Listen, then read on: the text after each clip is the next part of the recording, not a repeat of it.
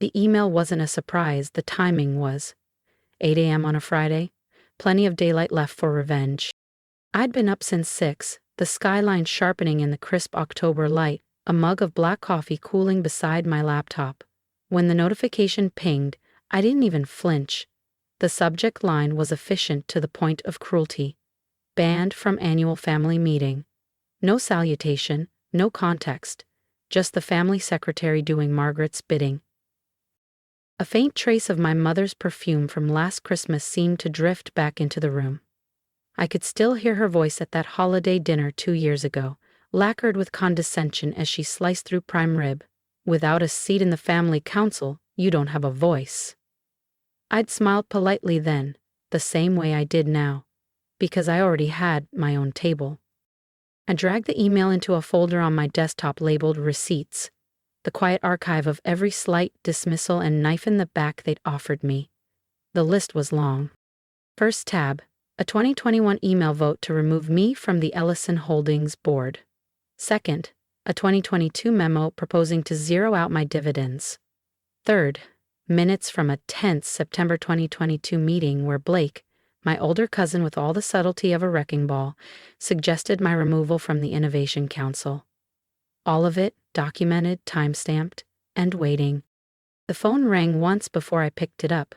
Margaret's voice was brisk, almost cheerful. "This saves us all some time, Katie." "Of course," I said evenly. I could hear the faint click of her watch clasp as she moved to end the call. "Enjoy your day." When the line went dead, I leaned back in my chair. Glass walls opening onto Central Park's sweep of red and gold. From up here, the city looked like a chessboard, and I'd been playing a longer game than any of them knew. A secure message flashed onto my screen. Sam. My cousin was never reckless, which made his words heavier. Today's meeting includes redistribution of shares from Walter's updated will. I felt the corner of my mouth lift. "Olivia," I called without raising my voice. She appeared in the doorway, tablet in hand, her posture as precise as her silk blouse. "Yes?" "Final status on Project Spotlight. Locked and loaded. Forbes, CNBC, Bloomberg, all on embargo until release." She didn't need to ask what we were aiming at. They wanted me out of the room? I let the satisfaction curl around each word. Fine. They forgot I owned the building next door. Olivia's brow arched. When do we drop it? I glanced at the clock, the second hand ticking toward inevitability. When they raise their first glass. They think I'm locked out. The truth is, I've had the floor plan for months. Late morning turned midtown windows pewter. My screen streamed dashboards. The left showed a live media slate. The right held the Ellison Estates seating chart. Walter at the head, Blake opposite my old chair. Walter's line from last year returned as a rule he trusted. Family assets belonged with those who can protect them. He assumed those hands were his. I counted on that assumption, the spring beneath everything we were about to pull. A secure ping, Sam. A photo of the agenda with the redistribution line circled, then a wider shot. I zoomed, tracing camera cones. A blind spot behind an ornamental palm. "Media desk," Olivia said. 2 items. "Our broker calls Blake's golf partner in 7 minutes. If a rumor surfaces, it starts there." "Keep it vapor," I said. "Nothing quotable. Phrases like shop around and liquidity chatter. No names, no verbs that draw lines back to us." "Second, CNBC Legal flagged the embargo," she added. "They want buffer for possible SEC noise." "How much?" "They floated 30, I offered 5 and sent counsel's letter. I'm not moving off 230. "Hold 230, I said. If they blink, send the revenue run raise slide." Another ping. "Sam," voice low on the encrypted app. Side hall camera rotated toward catering. I nearly walked into it. "Switch from Route 3 to Route 1, I said, sliding the plan. "No photos unless the room's empty, audio only. If they ask why you're early, you're checking the AV feed to the annex." "Hopi," he whispered. Olivia's phone buzzed. "Broker executed," she said. The phrase was hearing chatter Ellison cybersecurity could be in play. "It reads like ordinary gossip," Let it breathe, I said. My right-hand monitor flashed with an intercepted email. Blake to Walter. Kate's assets are unstable. We need to exclude her completely. Olivia angled her tablet. They blinked. Embargo stands. Package queued across all three. We're green. Then we stay with the plan. Umbrellas opened on the street as the first drops hit. Stage the valuation deck on standby. I'll park a second producer by the uplink, she said. If a feed sneezes, we flip. That's the only kind of safety I buy. The rumor rippled as intended, secondhand then third arriving like weather. Olivia time-stamped each echo and left it alone. Meanwhile, a seating chart sat on my screen like a dare. Sam again. I'm in, he breathed. Sound check complete. Walter told Blake to keep it measured. A printout of the 2022 memo is on the table. Notice? They opened the binder for Project Spotlight. Every file had a failsafe, every route a second route. If legal widened the buffer, we had precedent. If an outlet balked, another would lead. If Blake crowed about liquidity, the AR deck would close the mouth for him. I signed off on the last page, met Olivia's eyes, and let decision harden into tone. Kate signs off on the final Project Spotlight packet. Tells Olivia, put the champagne on ice. She smiled. Already did. On the far left screen, the live feed steadied. The camera panned across oil portraits and high-back chairs. Blake stepped into frame, chin lifted, rehearsing. Walter aligned a stack of papers. Margaret checked her phone, then her hair, then the phone. The clock's second hand carved its indifferent circle. Live feed shows Blake rehearsing his talking points in the Ellison boardroom. Kate murmurs, 5 hours. Some moments changed the whole board. Mine was set for 2:30 p.m., down to the second. The clock in my office glowed 2:15, its sweep hand deliberate, merciless. On the main monitor, the Ellison Estates meeting room filled the frame, mahogany table polished to a shine, decanters waiting like trophies, and Blake halfway through a slide titled Global Expansion Pathways. He was in his element. White shirt, open collar, that smirk he wore when he thought he had an audience, eating from his hand. He lingered on a bar chart, voice warm, controlled. Now, with certain ventures proving unstable. A pause long enough to imply my name without speaking it. The board must protect the family's core assets. Margaret's approving nod was almost theatrical. Walter sat back, hands folded as if this speech was the final word.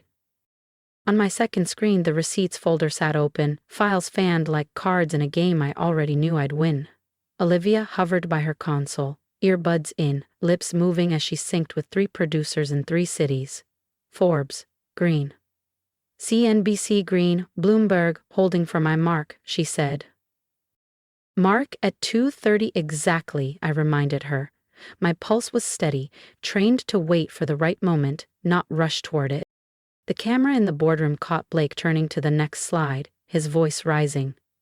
We must secure a future unburdened by 15 seconds, Olivia murmured. I watched Walter lean toward Margaret, whisper something. She glanced toward Blake, with that maternal pride she saved for her chosen heir.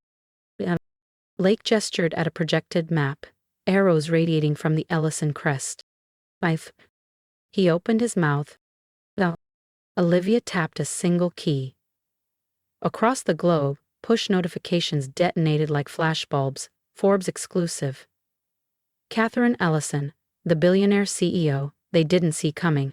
CNBC, secret cybersecurity empire tied to Ellison heiress valued in billions. Bloomberg, Ellison name returns to top tech rankings.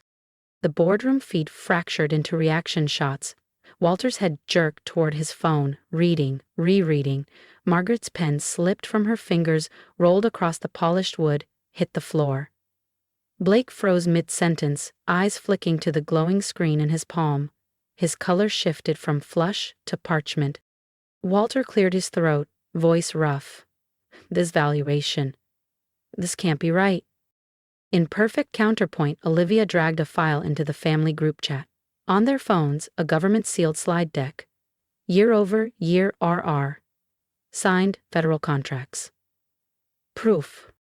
I didn't need to see the ripple, I could hear it in the sudden hush of the room, the way Blake's gaze darted toward Walter, then down again. Margaret recovered first, straightening in her chair. But her hand fumbled for her pen and found nothing. I picked up my phone, selected the image already cued, my Forbes cover. Black suit, arms folded, Central Park skyline behind me. The caption was just 12 words. Sorry, I couldn't join. Busy running a multi-billion-dollar company. It landed in the chat like a match in dry grass. I watched as each family member's profile photo lit up, the scene checks stacking. Blake's lips moved, but no sound carried over the feed. Walter's eyes stayed on the slide deck, his expression unreadable. Margaret leaned back, clasped her hands, and stared at the far wall. In my office, Olivia's phone began to vibrate against the console. Then mine joined in, a low hum, then another, until the surface buzzed with overlapping calls. She turned toward me, eyebrows raised. Your phone's about to melt. The first of dozens of incoming calls flashed across the screen. And if you think that was the end of my play, you've only seen the opening move. Subscribe now so you don't miss the moment I turn the whole game inside out. They locked me out of their room yesterday. This morning they waited outside mine. Seattle's light had a cleaner edge. Blue air, a bright chill that turned glass to metal. From the 60th floor, Elliott Bay looked like a strip of steel. In the lobby, my family clustered beneath the hanging sculpture, facing a ticker that pulsed facts. $998. M revenue? $300. M profit? 3-year backlog, federal contracts. Shoes clicked, the fountain whispered. No one spoke first. Olivia in my ear. They're here. Walter upright, Blake pacing. Margaret checking the same message that never changes. Let them wait 20 minutes, I said, rotating the wall display so margins and geography cycled. Facts polish pride down to the grain. It isn't the strike that hurts, it's the shine after. I initialed a vendor's schedule and signed 2 compliance addenda. Walter refused to sit, spine in that old boardroom angle, posture as verdict. Blake tried nonchalance, one hand in a pocket, one flattening his tie each time the ticker flashed profit. The feed caught his jaw when $300 reappeared, tight, grinding. Margaret tugged a scarf, then her composure, then the scarf again.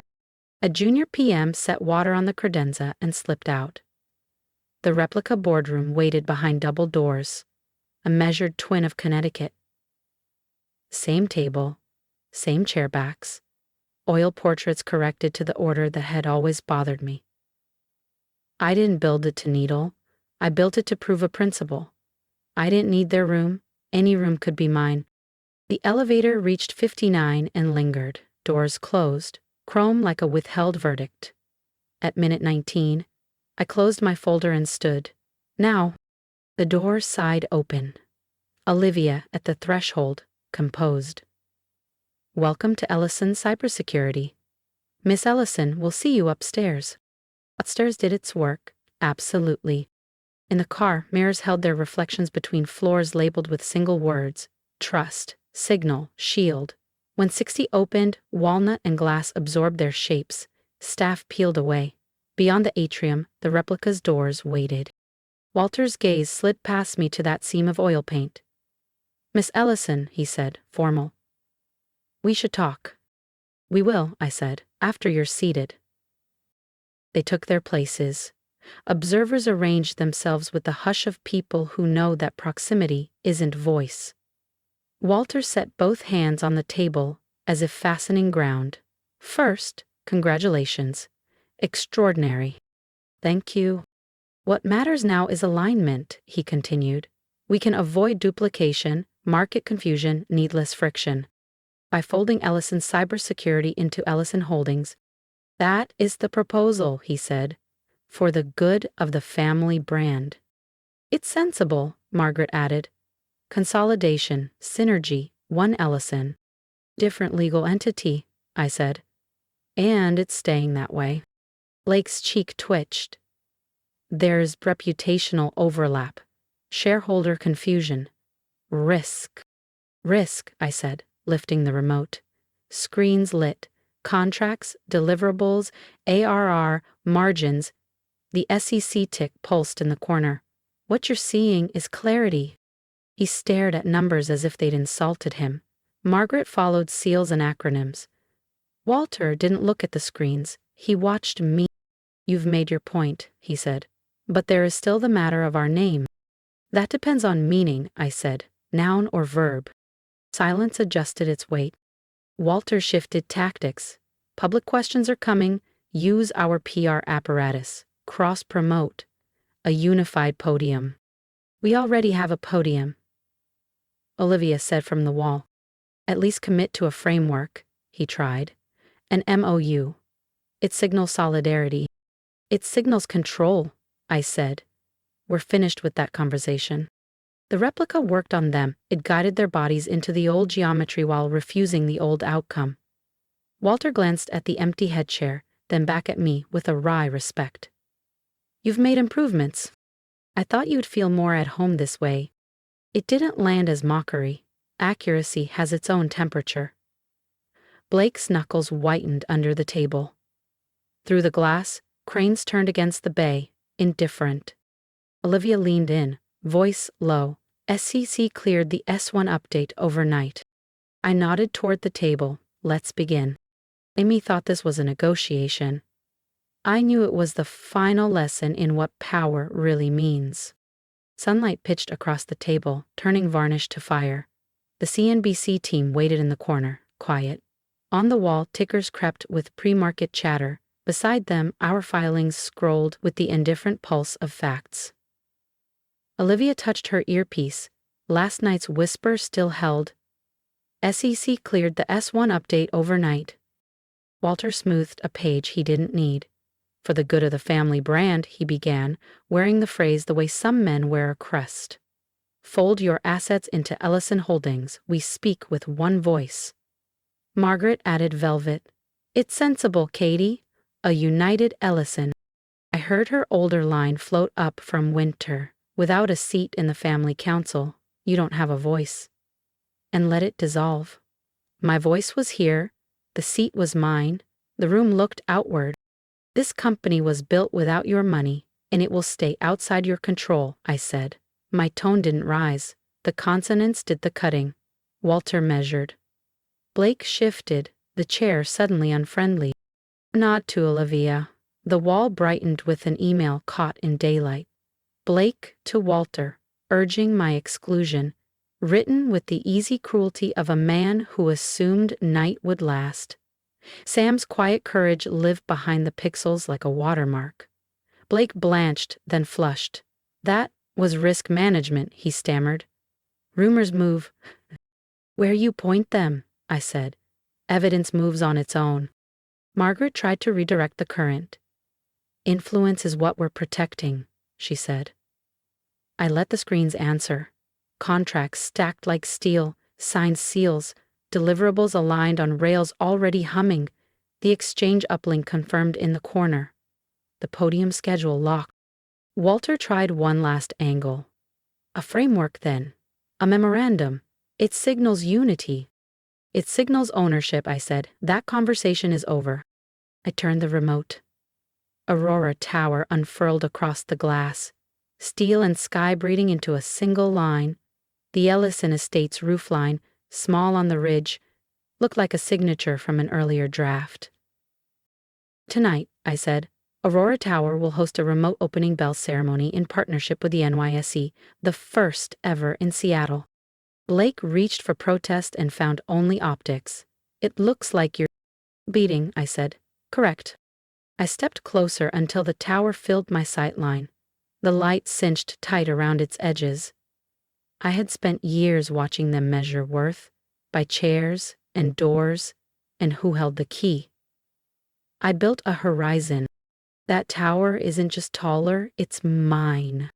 The camera slid from my face to theirs. Walter's calculation settling into acceptance. Margaret's compromise folding in on itself. Blake staring at the email that had become a mirror. Back to the tower, where riggers unfurled a banner pane by pane, letters catching sunlight. For a breath the room held. Not triumph so much as calibration. Revenge had been the rumor. The inventory was what remained. Olivia's shoulder touched mine, punctuation more than comfort. The crew chief raised 2 fingers. Ready. Steady. Kate walks toward the CNBC crew. Let's go make history. From the glass wall behind her, the family's reflection appears, spectators to her ascent, Aurora Tower gleaming in the background. Thank you for walking beside me. If my fight against silence and gatekeeping resonated, lend your voice. Support me, leave your thoughts for Kate below, and tell me which moment strengthened you. Here's my hard-won advice. Document everything. Choose timing over noise. Build rooms where doors are closed, and never trade autonomy for approval. Measure success by impact, not invitations. If you're underestimated, let that be fuel, not fate. Stand tall. We rise farther when we rise together. Stay with me.